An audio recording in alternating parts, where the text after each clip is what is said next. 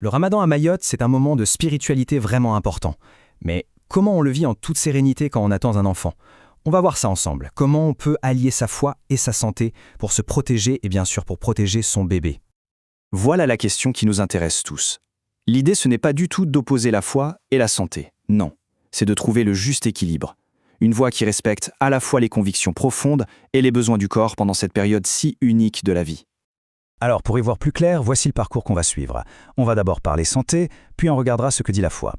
Ensuite, on abordera l'importance de la vie médicale, les conseils pour jeûner en sécurité si c'est possible, comment bien manger avec nos produits d'ici à Mayotte, et enfin on parlera du soutien et des alternatives qui existent. Allez, on commence avec la première partie, santé et grossesse. C'est super important de bien comprendre comment ce temps sacré arrive au moment où le corps, lui, a des besoins complètement nouveaux. Alors concrètement, pourquoi est-ce que la grossesse change tout? Eh bien le corps a besoin de beaucoup plus d'eau et de nutriments. C'est logique, il construit une nouvelle vie. Et à Mayotte, avec notre climat, le risque de déshydratation est vraiment élevé. Il y a aussi le risque d'hypoglycémie, vous avez ces fameuses chutes de sucre, une fatigue qui peut devenir beaucoup plus intense, et surtout, il faut penser au danger pour le bébé. Un retard de croissance ou même un risque de prématurité. Et ce qui est rassurant, c'est que la foi elle-même nous donne des réponses. On passe à notre deuxième point, la foi protège la vie. Il ne faut pas l'oublier, il y a une permission divine qui a été pensée spécifiquement pour la mère et son enfant. Regardez ce verset du Coran, il est très clair. Allah désire pour vous la facilité et ne désire pas la difficulté. Ça place la bienveillance au cœur de tout. Et ce principe, il s'applique encore plus dans des situations aussi importantes que la grossesse.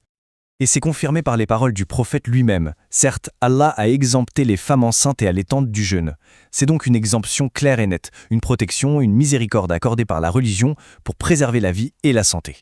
Et pour celles qui ne peuvent pas jeûner, il y a une alternative qui a beaucoup de sens. La fidya. Attention, ce n'est pas juste une compensation, c'est un véritable acte de foi.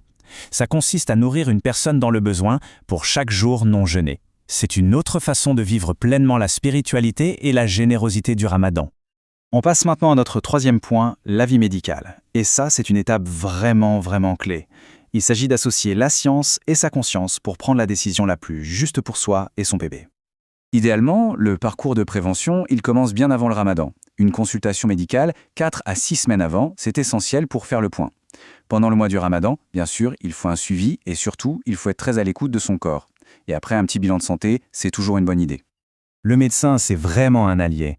Il ou elle va évaluer les risques qui sont propres à chaque femme, à chaque grossesse. Il n'y a pas de règle générale. Et si besoin, le médecin peut fournir un certificat. Ça peut aider à expliquer la situation à l'entourage, à l'imam, et à vivre sa décision en toute tranquillité. Quatrième partie. Maintenant, pour celles qui, après avoir eu un avis médical favorable, pensent pouvoir jeûner, comment faire ça en toute sécurité? La clé, c'est de bien connaître ses limites et de savoir reconnaître les signaux d'alerte. Il est vital de connaître ces signes. Si l'un d'eux apparaît, il faut rompre le jeûne, immédiatement. On parle de vertige, de confusion, de tremblement, de sueur, de gros maux de tête, d'une vision qui devient floue ou de palpitations. Et bien sûr, si on peut mesurer sa glycémie et qu'elle est en dessous de 0,70, il faut agir tout de suite. Et concrètement, on fait quoi? C'est simple, un protocole en 5 étapes. D'abord, on arrête le jeûne. 2, on prend l'équivalent de 15 grammes de sucre rapide. Quelques dattes, un verre de jus de fruits. 3, on attend 15 minutes, on se repose. 4, si on a un appareil, on mesure sa glycémie. Et 5, on n'hésite pas à en contacter un professionnel de santé. Allez, on continue avec un sujet qu'on aime tous, l'alimentation. 5e partie, bien manger à Mayotte. L'idée c'est simple, c'est de préparer des repas adaptés avec nos bons produits locaux pour faire le plein d'énergie. Alors regardons quelques exemples. Pour le tsaou, avant le lever du soleil, on va privilégier les sucres lents comme le riz complet, l'obou, avec des protéines, des légumes comme les braides. Pour le futari, à la rupture du jeûne, on commence doucement, des dattes, de l'eau, peut-être une soupe, du poisson grillé comme le misoya, du bata-bata. Et dans tous les cas, on essaie de limiter les fritures et les aliments trop sucrés. Et un rappel qui est fondamental, surtout avec la chaleur de Mayotte, l'hydratation. C'est absolument crucial. Il faut boire beaucoup d'eau, mais attention, par petites gorgées tout au long de la soirée et de la nuit, entre le futari et le tsaou. On arrive à notre dernière partie, le soutien et les alternatives sereines. Et le message le plus important, il est là.